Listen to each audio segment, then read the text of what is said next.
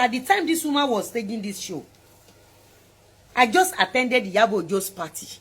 How many people has joined Iyabo Ojo in destroying innocent children? I mean the glorious children. Let's listen to this.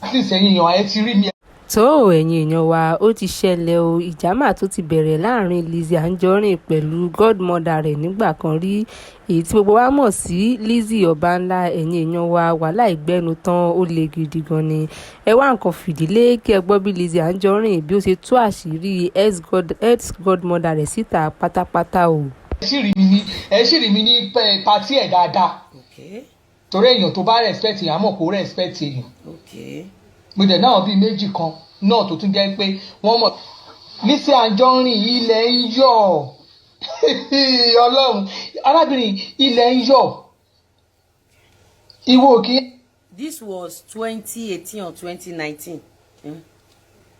ẹbí èèyàn ìwọ kì í ṣe kiri kan ó hàn ní ọ̀rọ̀ ẹ̀ ó hàn ní ìtòsọ ẹ̀gbọ́n pé o kì í ẹ̀ńví èèyàn ó hàn gan pé. ṣé mo ti di speaker? Ṣé mo ti di speaker ní gbogbo bíbá? Ṣé mo ti di speaker? So now, it has been established that she knows Iyabo Ojo very well, and she confirmed it that she's extremely close to Iyabo Ojo, that she and Iyabo Ojo used to go to each other's house. And I don't think I have become a speaker or I know this woman. So people that are close to Iyabo Ojo has been teaming up with Iyabo Ojo to bring down a lot of people. If you look at ọmọ tó ń ṣe makeup yẹn náà, Dewumi. If you look at all these people that are close to Iyabo Ojo, you see that Iyabo Ojo has been using these people. They've been teaming up together to bring down a lot of people. Let's listen to some of your show you did to Lizzy Anjorin. tó àfa Sàràkí ni ṣọ́wọ́n àfa tó tẹ̀lé sí àfa Sàràkí gbàgbé òṣì àgbé kúrò lórí ìjókòó ó máa sọ ìwọ. so wọ́n ló gbé Sàràkí kúrò lórí ìjókòó. mo rántí pé Gistlover ṣe kéèsì Sàràkí dáadáa. mo rántí pé Gistlover so Ìyábọ̀ ìwọ ló wà London Gistlover tó ṣe kéèsì Sàràkí. ìwọ náà ló ń ṣe kéèsì APC. ìwọ ló ń ṣe PDP. so ẹni yìí tí ń ṣiṣẹ́ pọ̀ pẹ̀lú Ìyábọ̀ Òjó tẹ́tí jọ ń gbé àwọn èèyàn kúrò lórí ìjókòó. okay ó lóun ló ń gbé Sàràkí kúrò lórí ìjókòó ẹjá gbọ́ sí. báwo ni máa tún gbéṣẹ́ kábọ̀ tó sọ́ọ́ tí wọ́n á ní politics ó ṣiṣẹ́ politics ní Nàìjíríà máa tún gbé ẹ̀wà àárín àwa Buhari sí a máa tẹ̀ rámayàmá ni kí ló ṣe a máa tẹ̀ sójú ẹ̀ gidi. àwọn Buhari sì wọ́n everybody wọn náà post ẹ̀ náà pé kí ló ṣe tó ń ṣe báyìí. But why did you end up duping people? Why did you commit visa scam? Now let's listen. Let's see what she has for us concerning the Buharist. Mi gbọ́dọ̀ má ní fídíò yẹn. Ẹjọ́ ẹni tó bá ní fídíò ibi tó ti sọ wípé ọ̀tá Tinubu mu gbó, ọ̀tá Tinubu mu drugs, ẹni tó bá ní kó fún mi. Ó padà sọ pé ọ̀tá bàbá Tinubu mu drugs, ó lọ́tá bàbá Tinubu mu gbó. Ẹni tó bá ní kó fún mi. Jọ̀ọ́ fún mi ní fídíò ibi tí Ọbànlá ti attack Tinubu mercilessly tó ti attack Aṣíwájú. Ẹ má gbàgbé pé bí Ọbànlá ṣe ń attack Aṣíwájú Bọ́lá Ahmed Tinubu ni Iyabo Ojo náà attack Bọ́lá Ahmed Tinubu London Gistlover. Ṣẹ́ẹ̀dì nǹkan o ní ìtò bàbọ̀ Jésù Kristi ò ní rántí pàtẹ ò ní rántí dá kọ́sọ́mà lóhun àwọn èèyàn bẹ́ẹ̀ fàdé bẹ́ẹ̀. Ṣé Iyabo Ojo náà ló fún ẹ ní gbogbo kẹlọ attack èèyàn kẹ́ni yẹn má rántí pàtẹ just because Gistlover tọrọ owó lọ́wọ́ mi fún Gistlover lówó. So Iyabo Ojo náà ló kọ́ yín ní gbogbo ọgbọ́n tí àwọn èèyàn ní fi rántí pàtẹ tán ní fi lọ ṣọ́ọ̀bù. O ti ready nìyẹn o ti get started until your man get set o ti go already kò ní ìdí pàṣẹ ìpèsè mọ́ o ti go well done my sister káàbọ̀ welcome o ọmọ dáadáa bí iná. Do you know that when she was staging this show, she was collecting money from people? She promised to give them visa. She told them that she used to issue visa for people and she was scamming them. As at the time she was doing this show. Ó pàtẹ́wọ́ fún ẹ pàtẹ́wọ́ fún ẹ náà ó wẹlé ẹ pàtẹ́wọ́ fún ẹ náà ó wẹlé ó lá máa jà ó ní jàyà ó ní àmàjà ó ní kámíṣò nílẹ̀ ó ní kò ní dáa fún. Remember Iyabo Ojo used to share her video and Iyabo Ojo used to use her Instagrams, all her secret Instagrams to post her picture. I've been waiting for Iyabo Ojo to share her video. That was the reason I kept quiet for 2 of them. A lot of you watching me. Sherry Oku Agbátikuyi àti Iyabo Ojo. Àwọn eléyìí ti rán ọ̀pọ̀lọpọ̀ àwọn èèyàn lọ sí ìrìn àjò àrèmábọ̀. Iyabo Ojo has really destroyed a lot of people. Àánú ẹ̀yin tẹ́ ẹ̀dẹ̀ nìkan ṣe pọ̀ pẹ̀lú wọn. Ogun ní ṣi ni mú èpò kì í ṣìyànjá. Jẹ́ ká máa gbọ́ lọ. Kò ní dáa fún yàrá ìyá gbogbo ẹ̀yin followers yẹn. Ta ni yàrá ìyá yín? Àwọn ta ni ti yín? Ta ló bí yín re ẹ̀yin olórí burúkú ẹ̀yin kiri? Ó sọ nílẹ̀ ni. O tó yẹ kó tiẹ̀ tún porúkọ mi tó jẹ́ nìyẹn. Àti ẹ̀wà mú kámẹ́ àwọn kan wá ń gbé mi lẹ̀ ń gbọ́mọ́. Èmi lẹ̀ ń gbọ́mọ́. Ìwọ. I didn't know her existence so. Because she was close to Iyabo Ojo. Iyabo Ojo hired all these people to ruin a lot of people. Abẹ́ ẹ̀pọ̀ ó ní try ẹ̀ níbi tó ń sọ nìyẹn wọ́n ní gbogbo sọ̀rọ̀. Wàá bá mi pò ó. Ǹjẹ́ wọ́n mọ̀ pé mo máa mú gbogbo yín wálẹ̀? I saw Iyabo Ojo sharing her video, posting her. Then I need to wait for her for enough material, which I have a lot of materials. I have a lot. OBANLA, if I may ask you. Now, let me bring another show. Yagbati. Agbẹ̀dẹ ti rọ́ síta. Torí àwọn àfi ẹ jáwó. Kí lẹ gbọ́ tó sọ? Alágbẹ̀dẹ ti rọ́ síta. Ẹ máa gbọ́ o. Ẹ máa gbọ́. Agbẹ̀dẹ ti rọ́ síta. Torí àwọn àfi ẹ jáwó, a máa tajà ní abẹ́ àwọn. A máa fi ẹ tajà ní. Ẹ̀yin ò mọ̀ ní kíní. Àwọn èèyàn rí style ọ̀run ẹ̀ wọ́n á kọ́pì ẹ̀. Torí pé ò dáa ni, torí pé wọ́n ṣì rí nǹkan kọ́pì lára ẹ̀yìn. Owó ò mọ̀ pé ẹni tí ò bá dáa. This show is this year. This new one is this year. When they ran out of material, she now pretend to get close to me. I played along and I kept all her shows.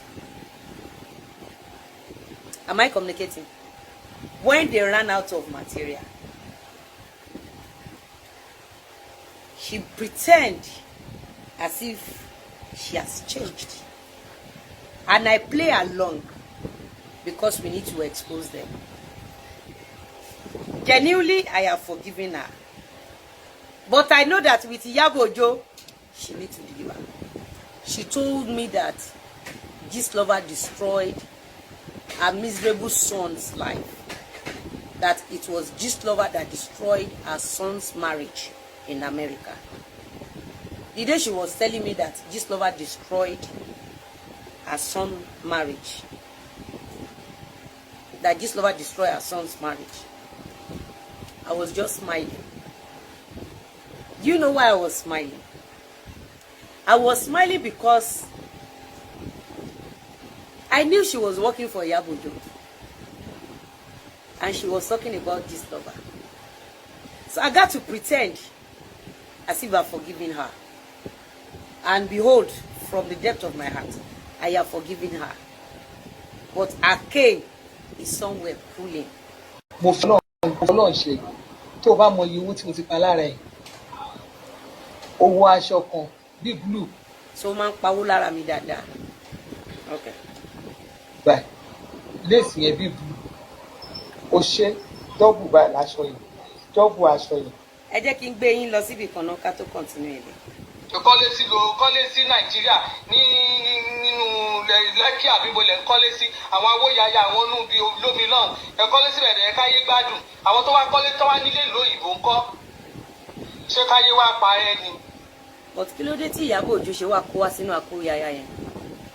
lẹ́yìn ìgbà tí Gistlover gba dọ́kúmẹ́ǹtì lé mi tán.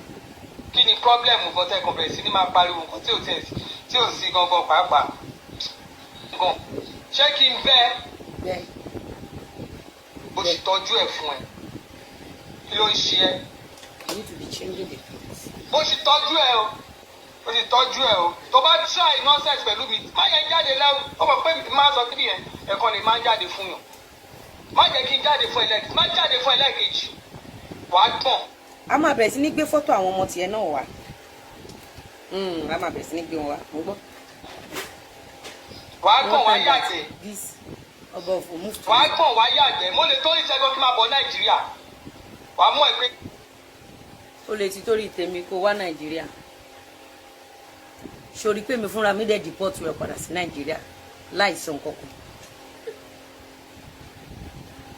sori pé èmi fúnra ra mi bó ṣe wí ìṣe mo dẹ̀ bẹ́ẹ̀ ṣàmì sí mo dẹ̀ gbé ẹ padà sí Nàìjíríà ẹ̀yà mo gbọ́. má gbàgbé kó o sọ wípé àwọn ọmọ ẹ wọ́n á gbọ̀n wọ́n á yàgbẹ́ kú àwọn ọmọ ẹ wọ́n á gbọ̀n wọ́n á yàgbẹ́ sínú ikú òjijì má gbàgbé o ọba ńlá má gbàgbé kó o sọ wípé Priscilla àti Festus Òjó wọ́n á gbọ̀n wọ́n á yàgbẹ́ sínú ikú. ẹ wò góòdì líìsì náà nírú ẹ̀ gbogbo àwọn oníjúẹ̀rì tán bá wo ṣòwò ẹ tán wọ́n wá ya fọ́tò ẹ̀ àsẹ́ǹdì ẹ̀ sóyìnbó ó tiẹ̀ tún nìkan tó tún wọ̀ èmi ti sẹ́ǹdì yẹn náà you understand èmi ti sẹ́ǹdì ilé ẹ̀ wá o mo ti sẹ́ǹdì ẹ̀ sóyìnbó àwọn ọjà yẹn ń gbọ̀ lọ́nà àwọn kọ́pì ẹ̀ àfi ra nǹkan ni àwọn pípíṣà lọ àfi pọ̀ owó ni tá a bá bọ́ọ̀sà ká sọ pé àwọn àpawó lára líìsì irọ́ la pa àwọn ń jẹun lára ẹ̀ gan owó lè mí jẹ lára ẹ̀ àwọn èèyàn po. so gbogbo bó ṣe ń dúnkokò máwọn ọmọ ẹ tó ń sọ bó ṣe máa fojú sunkún Adéṣẹwà so you guys are making money. Okay. ti pawó dànù ó mọ̀ pé lálùbáríkà lára káwọn èèyàn bá lùbáríkà rẹ̀ dànù kò sí báwọn èèyàn ṣe ní wọn ṣe ní nva kọ́ máa nva wọn ṣe ní nva ó gbé jewelry 4 million sọ̀rùn ó bá di lọ́la ni. kò sí jewelry 4 million 40 million upward. ló máa wọ̀. white. ó wá ti di kiri kan wà tó gbé mi tó wá di kiri kan wà tó jù mí ó wá ní kí àwọn èèyàn kí wọ́n má bẹ ìjà Lizzy Lizzy wọ́n máa bẹ ìjà ìbẹ̀rẹ̀ ni o ṣé orírì tí mo wọ̀ yìí ṣé o mọ̀ pé onírú ẹ̀ bí ọba máa mú irú jewelry ó ti ẹ̀wọ̀n kan tó dàbí ìyẹn dàbí bí aláǹgbà báyìí ó fẹ́ pààyàn Lizzy tí ò fẹ́ pààyàn ni àwọn èèyàn máa bá ẹ pò ó ojú náà kọ́ ẹ pò ó máa bẹ́ ẹ fà ìwọ tó wà lọ́wọ́ ẹ̀ kò yí sí bẹ́ẹ̀ àwọn èèyàn fẹ́ mọ ibi tó ti rówó yẹn Lizzy wàláì wọ́n fẹ́ gba owó lọ́wọ́ ẹ̀. ok wọ́n fẹ́ gbowó lọ́wọ́ mi ìwọ tí o mọ̀ bẹ̀rẹ̀ ọ̀rọ̀ tó o mọ̀ àárín ọ̀rọ̀ ìwọ tó o mọ̀ ìdí tí Ìyábọ̀ Òjó tó fi ń wá ikú òjijì fún Priscilla àti Festus